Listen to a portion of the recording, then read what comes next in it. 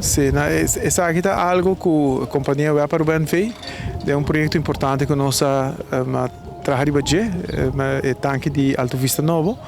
Então, em quadro de sei, em certo momento, nós sabemos que nos pode fazer, quando nos pode dar algo back na comunidade.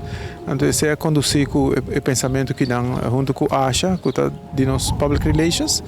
Então, que nós pensamos, então, que na lunes de dezembro, nós temos inauguração de tanque mês. Então, nós temos momento simbólico, traspasso de 1 metro.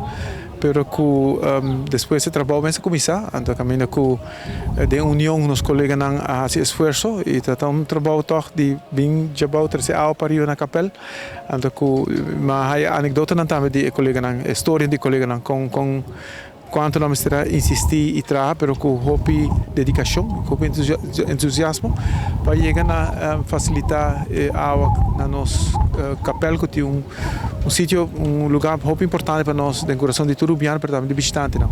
Pois se logra e agora nós efetuar oficialmente ao chegar capela de Alto Vista e que nós estamos sumamente contentes por contribuir na paróquia de Norte com o gesto que dão. E aceita como companhia estatal sumamente importante para nós do NAPEC na comunidade. Ok, na conteio de 3. 3, 2, 1.